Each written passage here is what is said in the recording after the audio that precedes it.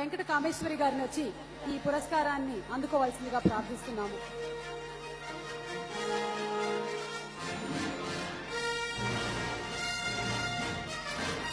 అసలు నీ ఇల్లు నా ఇల్లు అని కొట్టుకుంటున్న ఈ రోజుల్లో అందరి ఇల్లు అని ఆవిడ పెట్టడం ఎంత వినూతనంగా ఉంది, ఎంత అద్భుతంగా ఉంది. గట్టిగా ఒకసారి చప్పట్లు.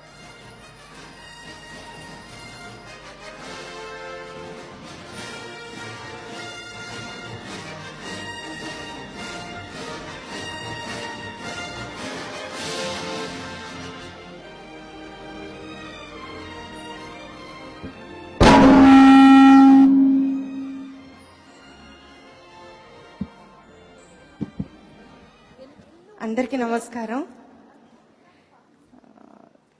చెప్పినట్టు ఈ గర్భసంచి కాపాడే ప్రక్రియ 2001లో మేము సదాశివపేట గ్రామంలో పనిచేస్తున్నప్పుడు ప్రకాష్ గారు నేను ఇది ఐడెంటిఫై చేయడం, ఇది చాలా పెద్ద జర్నీ అండి.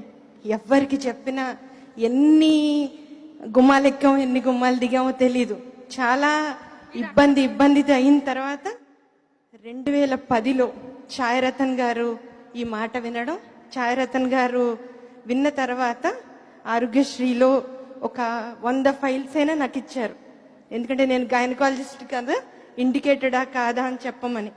అప్పుడు అవి చూసిన తర్వాత ఇవి ఇండికేటెడ్ కాదండి అన్నప్పుడు కొలిసిస్టెక్టమీ అంటే గాల్ బ్లాడర్స్, ఎపెండిసెక్టమీ, గర్భసంచీలు ఆరోగ్యశ్రీ పరిధిలోంచి తీసేయండి, వీళ్ళు అబ్యూజ్ అవుతున్నాయని చెప్పాం.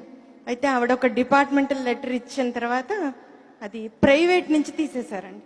అదొకటి జరిగింది. అయితే మేము 2008 నుంచి 2011 మధ్యలో పెద్ద చల్మడ గ్రామంలో ఒక 11 గ్రామాల్లో ఒక సర్వే చేసాం. ఎంతమందికి హిస్టెక్టమీస్ అయ్యాయి, దాని ఇల్ ఎఫెక్ట్స్ ఏంటి, అంటే ఎంతమందికి ఆస్టియోపోరోసిస్ వస్తుంది, మీరు గూగుల్ చేయొచ్చు దీని గురించి. అన్ఇండికేటెడ్ హిస్టెక్టమీస్ ఇన్ ఏపీ, అప్పటికి మన రాష్ట్రాలు డివైడ్ కాలేదు, 2008 and 2011. ఆ స్టడీకి అనుబంధంగా నేషనల్ వర్క్షాప్ జరిగింది. దాంట్లో నేషనల్ ఫ్యామిలీ హెల్త్ సర్వే, అంటే ఎంత దురదృష్టం అంటే ఎంతమంది స్త్రీలు గర్భసంచిని కోల్పోయారో తెలియదు మనకి, అంత దురదృష్టం అండి. కిందటి ఏడాది మేము చేసిన 122 ప్రోగ్రామ్స్లో తాండాస్లో 40% స్త్రీలకి గర్భసంచి లేదు. ఎంత దురదృష్టం అంటే అది ఎందుకు తీస్తున్నారు, ఎందుకు చేస్తున్నారో తెలియదు. అయితే దీని మీద మా పని మీద ఒక ప్రముఖ జర్నలిస్ట్ ఒక రాసి అది ఆయన ఏమన్నారంటే అక్కడ గర్భసంచి గుట్టలు ఉన్నాయి అన్నారు. కొత్త గుట్టలు తయారయ్యాయి తెలంగాణలో అని. అంత సీరియస్ ఇష్యూ ఉందండి. అయితే నా దగ్గర స్టాటిస్టిక్స్ కూడా ఉన్నాయి, డీటెయిల్డ్ స్టాటిస్టిక్స్ అన్ని. అయితే ఇప్పుడు అంటే మనం చెడుని చెప్పుతూ పోకుండా ఇది 2011లో ఒక ఆలోచన వచ్చింది. గర్భసంచి ఒక అమ్మాయితో మాట్లాడుతున్నట్టు, ఎంత చెప్తే వినట్లేదు. అది నేను ఇన్ని నీకు మంచి పనులు చేస్తున్నాను, నువ్వు పీరియడ్స్ ఒక్కటి గురించి నువ్వు చికాకు పడకు, వైట్ డిశ్చార్జ్ గురించి చికాకు పడకు అని చెప్తూ గర్భసంచి ఒక అమ్మాయితో మాట్లాడుతున్నట్టు ఒక లెటర్ రాసాం. అది చాలా క్లిక్ అయిందండి.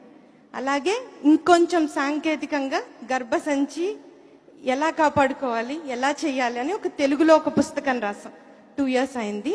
అది కూడా మంచి, కానీ ఎంత చేసినా ఎంతైనా మన 2 తెలుగు రాష్ట్రాల్లో కానీ భారతదేశంలో కానీ సాంకేతిక నైపుణ్యాలు పెరిగాయి. ఆపరేషన్ సక్సెస్ అవుతున్న తరుణంలో చాలా ఎక్కువ ఆపరేషన్స్ జరుగుతున్నాయి. దీనివల్ల ఏమవుతోందంటే ఇంకా కొత్త వింత పోకడలు ఏం జరుగుతున్నాయంటే స్పైన్ మీద సర్జరీస్ జరుగుతున్నాయి. ఇప్పుడు మీకు లేటెస్ట్ స్టాటిస్టిక్స్. ఎందుకని మనకి ఆస్టియోపోరోసిస్ వస్తే అంటే బలహీనత, ఎముక బలహీనం అయితే మొట్టమొదట లంబార్ స్పైన్లో వస్తుంది. అందుకని ఈ అమ్మాయికి చాలా బ్యాక్ ఏక్ ఉంటుంది. ఈ బ్యాక్ ఏక్కి వెళ్ళి ట్రీట్మెంట్ చేసినప్పుడు స్లిప్ డిస్క్ ఉండొచ్చు, కోరిలేటెడ్ ఫైండింగ్ అది, దానికి ఆపరేషన్స్ చేస్తారండి. ఇప్పుడు కొత్త అంటే గర్భసంచిలు అయిపోయినాయి, ఇది కొత్త పోకడలు అనమాట. అయితే ఇది ఒక చాలా సీరియస్ అండ్ ఇంటెన్స్ జర్నీ. అయితే నాతో తోడుగా అసలు ఆయన వల్లే నేను మొట్టమొదట 1999లో గ్రామాలకు వెళ్ళాను, మా వారు ప్రకాష్ గారు.